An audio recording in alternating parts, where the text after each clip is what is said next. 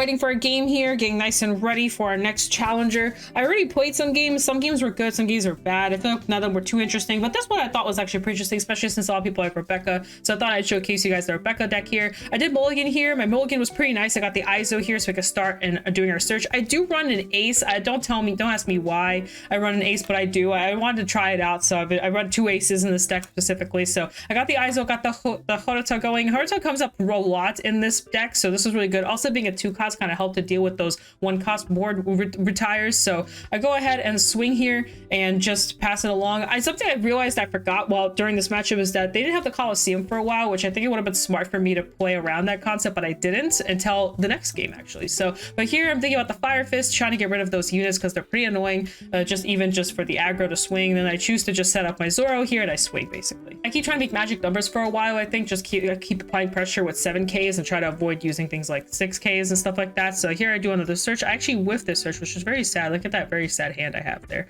That's not a happy hand.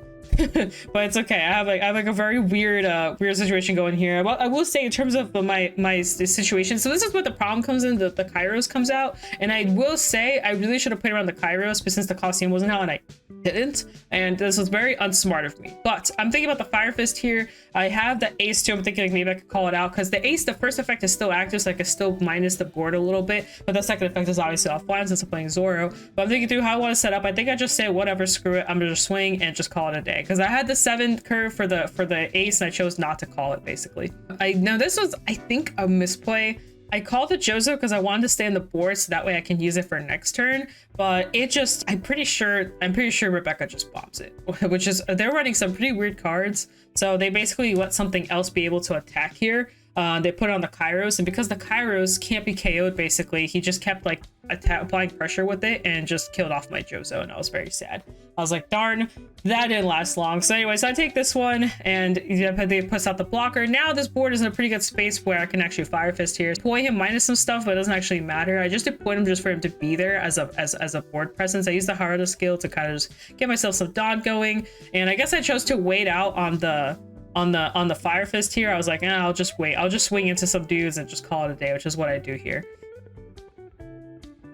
So there is that, and I deploy that,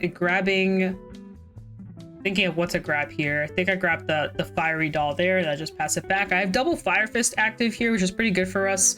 The downside is I have no units, which is very scary. I am at like 4 lives. It's gonna take a while, but eventually that Luffy's gonna come out and I'll be very scared. But again, there's no Coliseum, and that's something to kind of keep in mind as this is going on. Not having the Coliseum is big. I realized I think about halfway through that there was never a Coliseum, and because of that I was like, wait, I could just like play around. Like if the player ever chooses to rest their Rebecca, I can instantly swing into that Kairos and be okay. But in the meantime, obviously the Rebecca was stood for a while, so I had to deal with that. So they're gonna swing in, I'm taking it, but open up a Zoro and a bunch. I have so many events. I was like, you know what, I guess I gotta do something here. I used the fiery doll as the discard here because I don't actually care, and then I guess I'm just gonna go with the Zoro just for a nice number there, and then just try to apply pressure that way. And I think I call Zoro out. Actually, I think I search for it first because I can.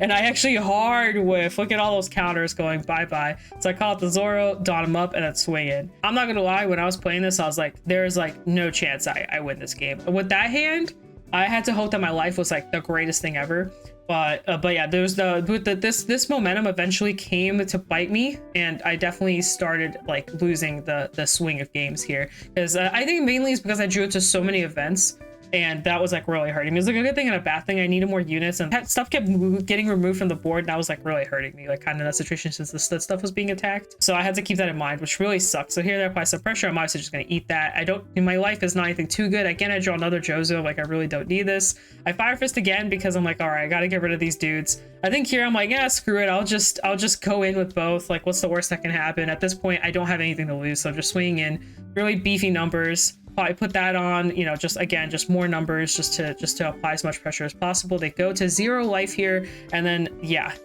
Now here is where things get interesting. So they of course momentum wise I'm screwed right now. So but they don't have too much going on either. They still don't have a Coliseum, but I think they get one, I think pretty soon here. But there it is. There's the Coliseum. The issue here is now stuff can attack finally, and also they can rest the Coliseum here. I noticed they never rest their leader actually this entire time, so I was actually able to just just calmly so now that I think back, I actually couldn't have done anything. But yeah, basically it was all my dudes here, and I gets one in the face. I trigger that. I think, oh yeah, that's right, I had the Marco here. I was able to pick up it. I think I picked up the Marco. The reason being is in case they called out a blocker. I forgot about this part. I forgot my trigger was actually a Whitebeard card.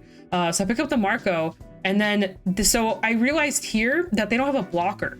And then they had 5 Dawn open. If they don't call a blocker, I have game. There's absolutely nothing they can do to, unless all 6 of those cards, and then they do call it the blocker. But the thing is, I was like, I could just put all my Dawn on Zoro and win, but I had the Marco. So I just deploy the Marco, pop then I win. And yeah, there you go.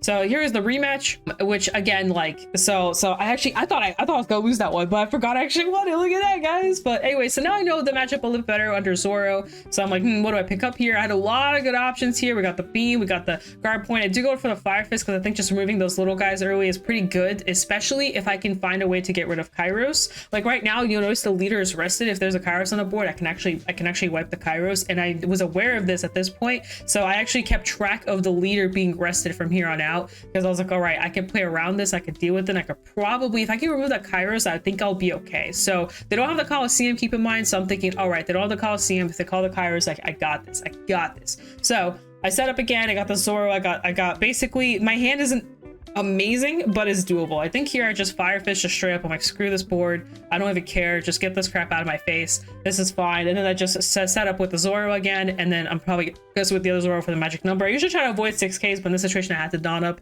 so that way it could be 6 and 7. So that's what I do here. Usually 5 and 7 is better, but it's fine. Like, it's either way. They we cleared the board, we took some life, you know, we're doing pretty well here. We're okay. Okay, so Rebecca here has to think what to do. They're calling out that one card again. I never actually see a card in action too much, at least from, I know what they're trying to do. They usually, I think they target the Kairos, and they're able to get more stuff out of it if they KO. So I'm thinking what to do here. I think I just, again, go for my usual 7Ks, resetting up. I have the buggy in hand, so we're pretty good. So I call it the buggy, get another beautiful, whatever I decide to choose. I choose the Fire Fist here. A very, very solid stuff. So I just reset it up. Put the orders on top, the event orders, and then here I'm debating what I want to do. I'm probably going to swim with the Zoro, just make a very fat AK. I make a lot of big numbers here, and they actually choose to guard this one. With they went through quite a bit of their hand there just to block all that, which is fine. They can replenish with the Rebecca. I actually think if they had guarded like once more, they could have like used Rebecca's skill, but alas. So here's that. There goes Buggy again. Bye, Buggy. There's the Kairos, but this time the leader is arrested, and I'm aware of it this time. This time I'm like, oh, I can actually kill it off. No Coliseum.